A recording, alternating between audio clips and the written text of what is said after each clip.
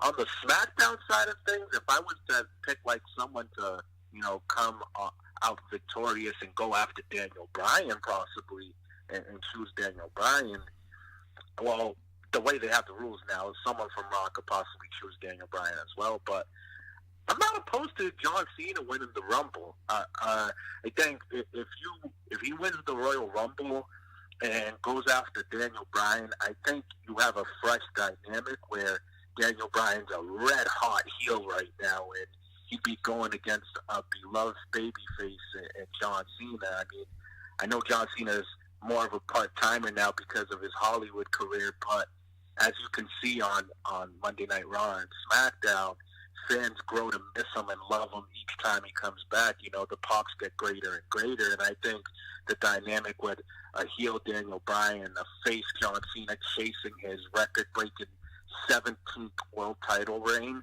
could make for some good television, and they could make it really personal because, let's be honest, John Cena was dating Brie Bella's sister. I think they could dig up some skeletons in Cena's closet and make it real personal and deep.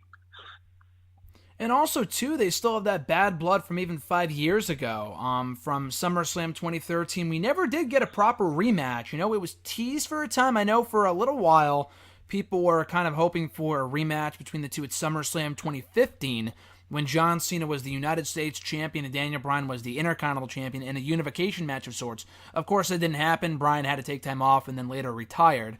But maybe they can revisit that, because that's another question, too. If it's not John Cena, who I think makes a lot of sense, people aren't going to want to admit it, but Bryan and Cena for WrestleMania, that's a top-tier match for the WWE Championship. Cena, like you said, David, has taken a backseat on WWE TV for the past year now. I think him and Bryan would be a way better option than doing another Cena-Taker match. I wasn't a fan of them doing it the first time a year ago, just because I think that ship sailed at least 5 years ago, if not at WrestleMania 33 2 years ago. And then they went back to the match. It was a 2-minute squash. It was completely underwhelming, a total waste of time. They have brought up nothing about it since. There's no real reason to go back to that match. We've had no aftermath and no fallout from DX beating the Brothers of Destruction back at Crown Jewel. Another kind of loose end they never really tied up. So going back to Cena though for a second, if it's not Cena, and assuming Bryan retains the title at Royal Rumble against AJ Styles, who else is there from the SmackDown brand that you would want to see challenge Bryan for the belt at WrestleMania? That's a tougher one because it looks like just about everybody on SmackDown is either occupied or not big enough to face Daniel Bryan, because Daniel Bryan is real big right now. I keep hearing the idea of possibly a babyface Miz facing a heel Daniel Bryan and flipping the roles, but I dread the thought of that. Like, I think Miz is really one of those people that has to be a heel all the time, so I don't want them to go to that route.